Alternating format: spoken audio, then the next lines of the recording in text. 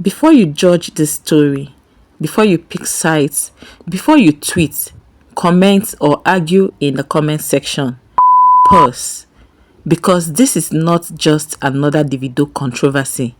This is a story that has been waiting for more than 10 years to be told properly.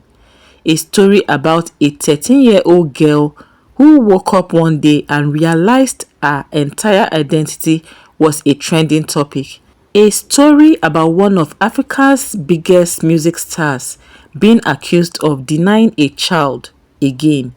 A story about DNA tests, power, money, emotions, silence, and a family that says science has spoken while the internet says something is still not right. In this video, we are not here to shout. We are not here to insult anybody. We are here to tell the full story from the beginning, when they met, what really happened, how the pregnancy came up, why DNA entered the conversation, why this matter never truly died, and why Davido's father finally broke his silence after years. We will talk about the child, the mother, Davido's reaction, his father's long speech, the public hypocrisy, and the one thing that can actually end this saga forever, if anyone is willing to do it. So before you skip, before you assume you already know this story, stay, watch to the end, because by the time this video finishes, you might realize this was never just about who the father is. It was about what happens when private pain becomes public entertainment. If you're ready for the full truth, make sure you subscribe, sit tight, and let's go back to where everything really started. This whole matter didn't start today, and it didn't start because a young girl suddenly woke up and wanted attention online. It started quietly many years ago, before social media turned private family issues into public courtrooms. Back in 2013, when Davido was just rising in the Nigerian music scene, still hungry, still grinding, still becoming the superstar we now know, a woman named Ayo Grace Labinjo gave birth to a baby girl in Ibadan. The girl was named Michelle Anu Adeleke. According to her mother, the father of that child was Davido. At the time, Davido was not yet married, not settled, and like many young celebrities, his life was messy and largely undocumented in public. For a while, the issue stayed private. No blogs, no Twitters, no Instagram tears. Just a claim quietly sitting in the background, while Davido's career exploded and his name became global. According to accounts later shared by the Adeleke family, it wasn't Davido himself that first got contacted. It was his father, Dr. Adeleke, a man known for running a tight, structured household and taking family matters very seriously. In 2014, Dr. Adeleke reportedly received a formal letter from a law firm in Ibadan. Along with that letter were pictures of the child, documents, and a request. If Davido was truly the father, then the family should take responsibility. If not, a DNA test should be done to confirm. This wasn't gossip at this point. It was legal, direct, and formal. Dr. Adeleke did not dismiss it. According to his later statement, he reached out immediately. He contacted the child's family, confirmed identities, and arranged for a DNA test to be conducted in Lagos. Davido reportedly complied. Samples were taken. Everyone waited. When the results came back, it showed 0% probability Davido was not the biological father. The family didn't stop there. According to Dr. Adeleke, the child's mother was devastated and cried when she heard the results. Still, because of the seriousness of the claim and the future of the child involved, the family arranged more tests, different labs, different locations. one reportedly outside Nigeria. Every single one came back with the same answer: no biological match. At this point, the Adeleke family believed the matter was closed. From their perspective, science had spoken clearly. Davido moved on with his life. He had other children whose paternity was confirmed. The world watched him grow into one of Africa's biggest music exports. But on the other side, the story did not end emotionally. Anu grew up with questions. She grew up seeing Davido on TV, on billboards, online. She grew up watching people argue about whether she belonged to that famous family or not. According to her own words, years later, she faced bullying, confusion, and identity struggles. And whether people believe the claim or not, one thing is clear: being at the center of the public paternity dispute as a child is not easy. For years, the issue stayed mostly dormant, resurfacing occasionally on blogs and social media whenever someone wanted to drag Davido or stir controversy. Then early in 2026, everything exploded again. Anu, now 13 years old, went online and made a public appeal. In a heartfelt message, she asked Davido to agree to another DNA test. She wasn't insulting him. She wasn't dragging him. She said she just wanted clarity. She said she wanted peace. She said she wanted to know who she really was and where she belonged. That post touched many people. Nigerians are emotional people. People saw a child speaking directly to a superstar father figure and asking for recognition. Social media did what it always does: it picked sides. Davido responded, and his response shocked many. He didn't speak softly. He didn't choose gentle words. He went straight to X, formerly called Twitter, and shut the whole thing down aggressively. He said the DNA test had been done not once, not twice, but 5 times. He said none of them showed any connection. He said he was tired. He said people should stop dragging his name and find the girl's real father. That response divided the internet. Some people understood his frustration. Imagine being accused of the same thing for over 10 years, despite repeated tests.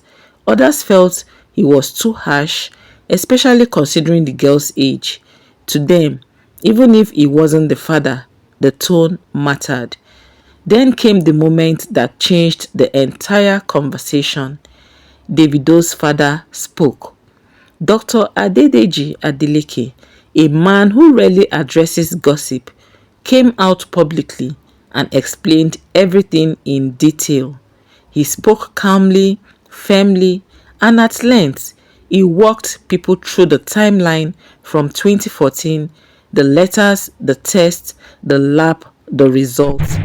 He explained that they even tested Davido's cousin, Be Red, to rule out confusion with the Adeleke surname, still negative. Then he said something that stood out to many people. He said he has 14 grandchildren already, that adding one more would not have been a burden or a problem, but that truth matters, and DNA is not something you argue with emotionally. Like I said, I have 14 grandchildren. So what will one more do? Is it that I will not be able to afford to do things for her, or bring her into my family? But there's science, DNA. If you say you are my granddaughter, and the science has proven that you are my granddaughter, I will gladly accept her. So let me tell you the story of how I got to know about Anu. He made it clear that the family was not running from responsibility. They were standing on facts. He also expressed anger that the issue was being recycled online, accusing bloggers and certain media personalities of deliberately keeping the story alive. To him, this wasn't about justice anymore. It was about clout, attention, and harassment. After his statement, many people felt the issue finally had closure. Others felt the opposite, that a billionaire grandfather publicly addressing a 13-year-old girl only made things worse. Anu's mother later responded saying she felt intimidated and insisting the previous tests were not conducted under conditions she trusted. She said she wanted an independent test supervised by neutral authorities. That statement reopened wounds instead of closing them. And that is where things stand today. Two sides, two realities, one child caught in the middle. So I ask, what is the right thing to do? If this story must truly end, not pause, not trend again next year, then both sides must step away from social media and into a neutral legal space. I would say one final DNA test conducted by an internationally recognized lab, supervised by a court or neutral body, with results sealed and legally binding. No tweets, no Instagram lives, no bloggers leaking half-truths. And regardless of the outcome, the child deserves protection, not public debate. Because at the end of the day, this is no longer about Davido's reputation or his father's legacy. It is about a young girl who deserves peace, certainty, and a chance to grow up without the internet arguing over a bloodline. So after Davido's father spoke, the internet didn't calm down the way many people expected. In fact, it got louder. You would think that when a respected billionaire businessman comes out, lays out dates, explains DNA procedures, even admits that accepting another grandchild would never have been an issue, people would finally say, okay, this matter is settled. But Nigeria is not wired like that. Once emotions enter, facts starts fighting feelings. What many people didn't understand was that Dr. Adeleke was not speaking just as Davido's father. He was speaking as the head of a family that felt dragged into a story they believed had already ended years ago. From his tone, it was clear he was tired. Not angry tired, but the kind of tired that comes when something keeps reopening, no matter how many times you shut the door. On the other hand, Anu's supporters saw something else entirely. To them, this wasn't a billionaire clarifying facts. It was power speaking over a child. They felt the system was stacked against her from day one. Rich family, expensive lawyers, foreign DNA labs. How could a single mother from Ibadan compete with that? That was the narrative that began to gain ground online. And then there was Anu herself. People forgot this part easily. But Anu didn't start this round with insults or accusations. Her message was emotional, not aggressive. She didn't say, "You are my father, you must claim me." She said, "Please, let us do another DNA test so I can have peace." That distinction mattered to many people. To them, her request wasn't about money or fame. It was about identity. Identity is a heavy thing for a child to carry. Imagine growing up with people constantly whispering that your father is one of the most famous musicians in Africa, while that same man publicly says you are not his child. Imagine going to school and classmates bringing screenshots to you. Imagine teachers, neighbors, even strangers online having opinion about who you are supposed to be. Whether the claim is true or not, the psychological weight alone is enough to break a young person. This is why some Nigerians felt Davido's response, though possibly truthful, lacked empathy. They felt he was speaking like a man fighting a rumor, not like an adult responding to a confused teenager. Others disagreed strongly and said empathy does not change DNA results, and that Davido had already done more than enough by submitting himself to multiple tests over the years.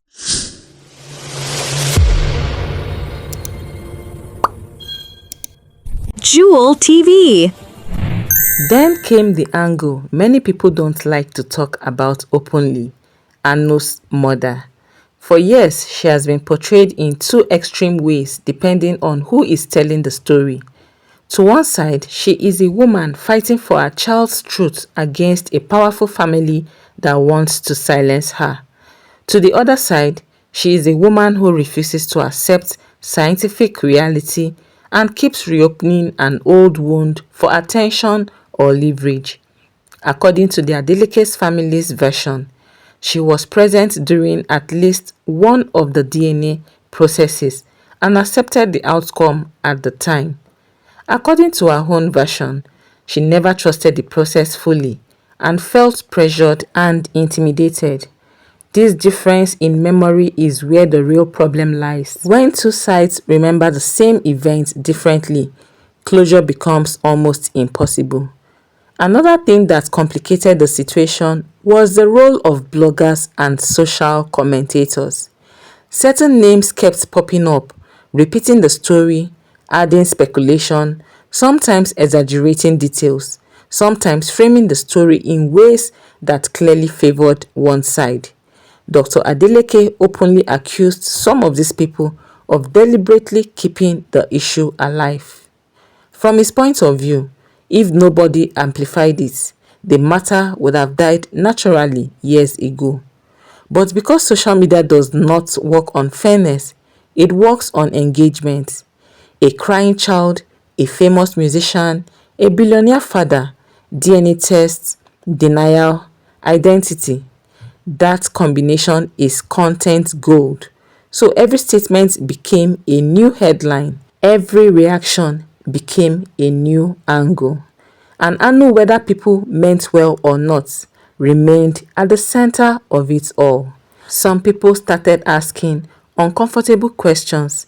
If the Adeleke's family was so sure, why not just agree to one final test under the international supervision and end it once and for all? And if Anu's mother truly believes in her claim, why not take the matter fully to court instead of social media? These questions had no easy answers, but they pointed to one truth. The issue had moved beyond biology. It had become emotional, social, and symbolic. For Davido, this saga threatened something he had tried hard to protect: control over his narrative. He had openly acknowledged some of his children and fought publicly for them. So when people accuse him of denying Anu, it clashes with the image he believes he has earned. That's part of why his reaction felt so personal and defensive. For Anu, this saga is about existence, about not wanting to feel like a lie, about wanting certainty in a world where adults keep arguing over our origin. For Dr. Adeleke, it is about boundaries, about drawing a line and saying enough. This family will not be blackmailed by sentiment. And for the public, it is about justice, or at least what justice feels like to them. The truth is, this story will not truly end until it leaves social media. Tweets cannot resolve paternity. Instagram posts cannot heal identity wounds. And public statements, no matter how detailed, cannot replace a final, neutral, legally binding resolution. If everyone involved truly wants peace, then one last step remains unavoidable. Silence first, process second, a court-supervised DNA test conducted by a mutually agreed international lab with all parties present, results sealed, and a legal agreement that once the result is released, no one speak on it again publicly. No more interviews, no more posts, no more sources close to the family. Until that happens, this story will keep resurfacing every few years. When Anu turns 18, when Davido releases a new album, when someone needs content, and that would be the real tragedy. Because no matter whose blood flows there, one thing is certain: a child should never have to grow up as a trending topic. What made this whole saga even heavier is how familiar it felt to Nigerians. Strip away the fame, the money, the surname, and what you are left with is a very common story in this country. A woman claims a man denied a child. The man says the child is not his. DNA enters the conversation. Emotions take over. And society splits into camps. The only difference here is that this time the man is Davido and the family name is Adeleke. In Nigeria, paternity is not just biological, it is cultural, it is emotional, it is social status. Once a child is linked to a powerful name, that child automatically carries expectations, hopes, envy, and suspicion. That is why people found it hard to simply accept DNA, say no, and move on. To many, science feels cold compared to the warmth of belief and sympathy. And another uncomfortable truth people didn't want to admit is this. If Davido was not famous, this story would never have gone this far. If he was just a regular guy from Osun State, there would have been no endless debates, no viral videos, no bloggers recycling old claims. Fame stretched this issue far beyond what it should have been. And at the same time, wealth created imbalance. Many Nigerians instinctively side with the underdog, a single mother versus a billionaire family. Emotionally, the public already knows who they want to support. That bias does not mean the claim is true, but it explains why facts alone could not kill the story. Then there's this silence that surrounded the middle years of Anu's life. Between 2014 and 2025, nothing major happened publicly. That silence created a vacuum. And when silence exists, people fill it with assumptions. Some assumed Davido secretly supported the child. Others assumed the mother was paid off. Some believed the Adeleke family used influence to suppress the truth. None of these were proven. But once assumption enters public consciousness, they behave like facts. Another layer people avoided was the pressure on Anu's mother herself. Imagine being convinced that a powerful man fathered your child, then being told repeatedly by labs that science disagrees with you. That kind of cognitive conflict can push anyone into denial. It doesn't automatically make someone evil or manipulative. Sometimes it simply means the person cannot emotionally accept a reality that shatters the story they have lived with for years. But emotional conviction does not change biology. That is where many people struggled. Nigerians are deeply emotional people. We believe strongly in intuition, dreams, science, and destiny. So when science contradicts belief, belief often fights back harder. Social media worsened everything. Instead of people protecting a minor, people dissected her face, her smile, her nose, her eyes, comparing them to Davido's children. People slowed down videos, zoomed in on pictures, claiming resemblance like it was evidence. That alone showed how dangerously unserious the conversation had become. A child was being turned into a forensic exhibit by strangers with data subscription. Davido's father understood this danger, which is why his tone sounded final. To him, this was not just about Davido anymore. It was about stopping a narrative before it permanently damaged a child and the family. That is why he spoke about closure. That is why he emphasized how many grandchildren he already has. He was trying to remove the idea that this was about rejection or shame. Still, his interview came with consequences. Once elders speak publicly, the matter escalates. Some people interpret his words as compassionate. Others heard condensation. Conference you did today left someone, majority of us, astounded as to why a father needs to come out to defend his son, who is a grown-ass man, and a father who could easily come out to defend himself. And don't get me wrong, Your Honor, Aiden, every parent will want to defend their child, and rightfully so. However, might doesn't always mean right. To be honest, I was thinking you were going to be using this conference to broker peace. And what do I mean by that? This little girl made a passionate appeal to your son, whom for some reason or the mother has told is her father. And you guys have had the back and forth through the years. This little girl was respectful, reached out to your son to say for her own peace, for her own closure, she is requesting a DNA. And we all saw the responses your son gave to a minor. That's uncalled for, Your Honor. Sir, Dr. Lady, the way your son responded to that child is nothing to write home about. That being said, you're out here defending your son. Truth be told, your son was irresponsible. The woman in question was irresponsible. He was reckless. He had a wandering eye and a wandering prick. Have multiple baby mamas with so many dramas. We're not going to crucify him for that. He was acting his age and immature and irresponsible.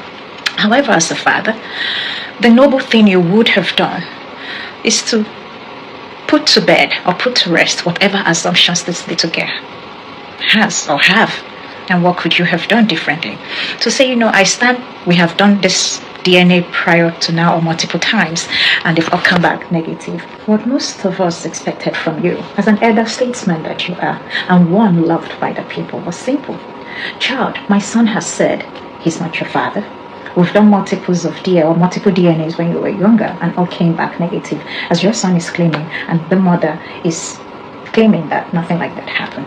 I was expecting you to say, as a father who loves his grandchildren, I am going to put this to rest by instructing my son to go do a DNA to settle this matter once and for all.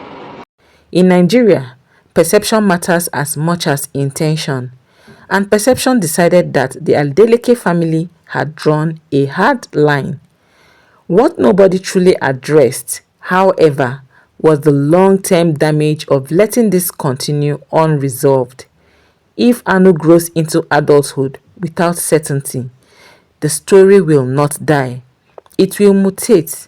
At 18, she may ask again. At 21, she may sue. At 25, someone may revive the story for clicks. Each phase will reopen wounds. This is why the right thing to do is not about winning online arguments. It is about protecting the future.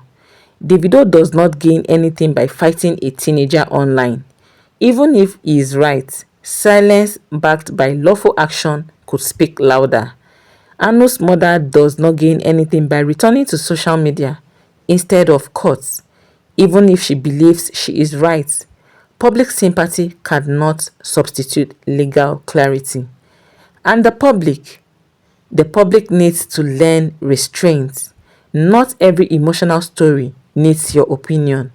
Not every crime video needs your verdict.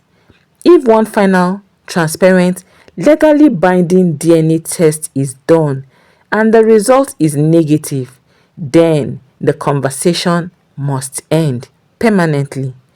If it is positive, then responsibility must be taken quietly, respectfully, without shame. Either outcome is better than this endless limbo, because the worst place for a child to live is uncertainty. This story has already gone on too long. It has already taken pieces from everyone involved. Peace from Davido, privacy from Anu, dignity from her mother, and sanity from the public conversation. At this point, closure is not optional.